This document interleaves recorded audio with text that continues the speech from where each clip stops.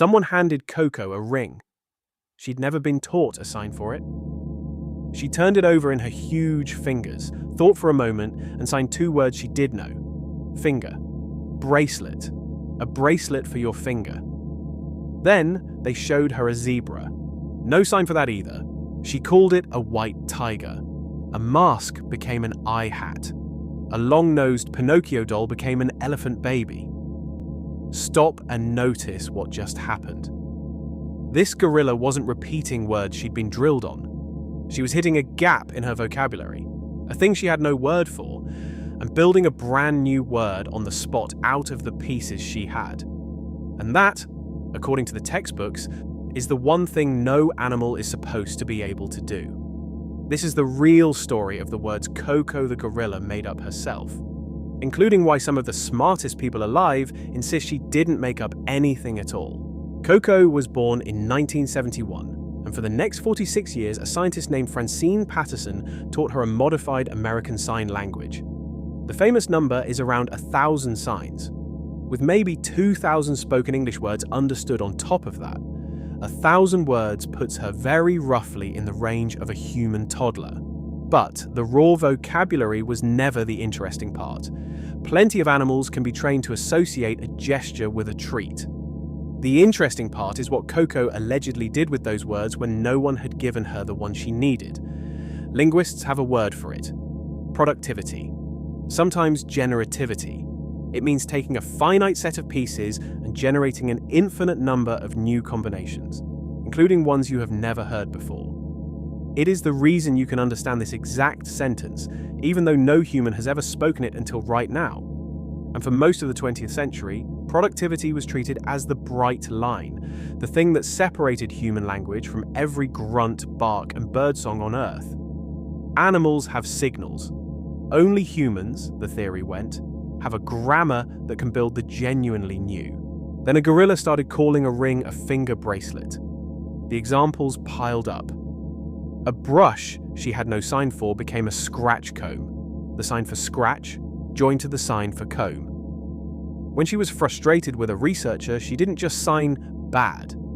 She reportedly strung together insults, calling a person a dirty toilet. She gave herself a description that became famous. Asked what she was, she signed Fine Animal Gorilla. Asked who Penny was, she signed You Penny. Not random, self and other. A gorilla placing herself and a human into the same sentence.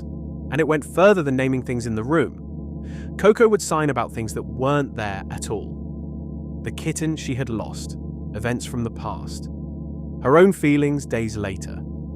Linguists call that displacement. The ability to talk about what is absent, remembered, or imagined instead of only what is in front of you. A dog can bark at a squirrel it sees.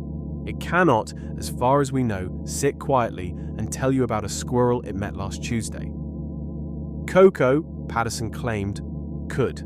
The strangest case wasn't even Koko. It was Michael. The second gorilla raised beside her taught the same signs. Michael had been orphaned in Africa as an infant, his mother killed by poachers. And years later, in a safe enclosure thousands of miles away, Patterson recorded Michael producing a string of signs she read as a memory of that day. Mouth, tooth, cry, sharp noise, loud, bad, gorilla. If that is what it looks like, it is displacement at its most devastating.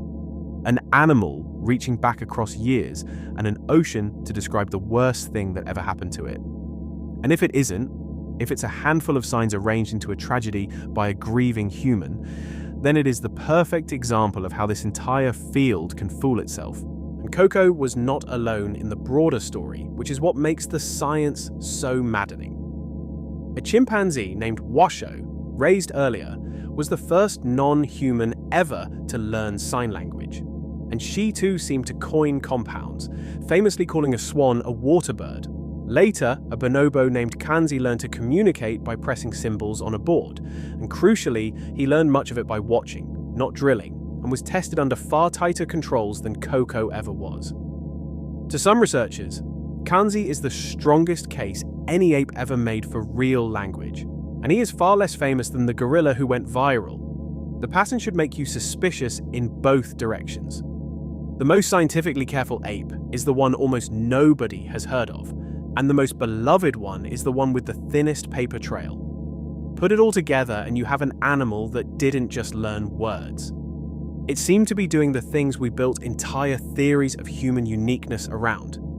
Inventing vocabulary, referring to the absent, combining signs into something new. If you stop the video here, the bright line is gone, and it was a gorilla who erased it. Now the part the inspirational clips never show you. Because every single one of those examples has a quieter, less magical explanation, and an entire field of science thinks the quieter explanation is the right one. Start with finger bracelet.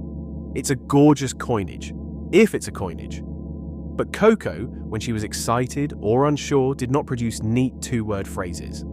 She produced flurries of signs, sometimes many in a row, drawn from a vocabulary of hundreds. Somewhere in a flurry of signs near a ring, the signs for finger and bracelet are going to appear. The question is whether Koko built finger bracelet on purpose, or whether a human who loved her saw two signs land near each other and a beautiful word in the noise. Scientists call this the rich interpretation, reading the most generous possible meaning into an ambiguous act. This was not a fringe worry. A psychologist named Herbert Terrace had run the same kind of project with a chimpanzee he named, as a joke, Noam Chomsky, aimed straight at the linguist Noam Chomsky, who insisted productivity was ours alone. Terrace wanted to prove Chomsky wrong. Then he reviewed his own footage frame by frame and found that his chimp wasn't generating new combinations at all. Nim was imitating signs his teachers had just made, cued and prompted, fishing for rewards. The apparent grammar was being supplied unconsciously by the humans. Terrace published it, and it gutted the field. And then there's the fact that won't go away. In 46 years, the Koko data, the coinages, the conversations, the 1,000 signs, was almost never published in a peer-reviewed journal where other scientists could check it. The most linguistically gifted animal in history is documented mainly through anecdotes, filmed and chosen and released by the one foundation that needed her to be a genius. The linguist Steven Pinker and others looked at the whole genre of talking ape claims and saw something closer to wishful theatre than science. The white tiger, the eye hat, the finger bracelet, every one of them is exactly the kind of moment that is impossible to verify and impossible to resist. So strip it down, be honest, what is actually left? What is a little and it's not nothing? Even Koko's harshest critics tend to agree she had a real vocabulary of signs she used reliably to get specific things. The compound signs are shakier, but she produced them more than once, for genuinely novel objects, in ways that are hard to wave away entirely as accident. Whether that is true, open-ended productivity, the humankind that can build a sentence never spoken before, or whether it is a brilliant, narrow talent for chaining learned associations, that is the line nobody has been able to settle. And the reason nobody can settle it is the same reason the magic was so easy to believe. The only person who could fully read Koko was the person who most wanted her to speak. Here is the part that should sit with you. You did not have to be taught the word finger bracelet to understand it the instant I said it. You decoded a word you had never heard, because your mind builds meaning out of pieces. The unsettling question Koko leaves behind is not whether she had all of that. It's whether she had a sliver of it. Whether somewhere behind those eyes was a flicker of the exact thing we were so sure belonged to us and us alone. The ability to look at a gap in the world and invent a word to fill it. She called a ring a bracelet for the finger. Maybe that's nothing. Or maybe, for one strange moment in a trailer in California, the bright line got a little less bright. If you want the animal mind told this way, the wonder and the doubt, the evidence and the people who don't buy it, do subscribe. That is exactly what this channel is for. Because next time they handed Koko the gorilla a kitten, and what happened when it died is either the clearest proof an animal can love, or the most uncomfortable story in this whole field.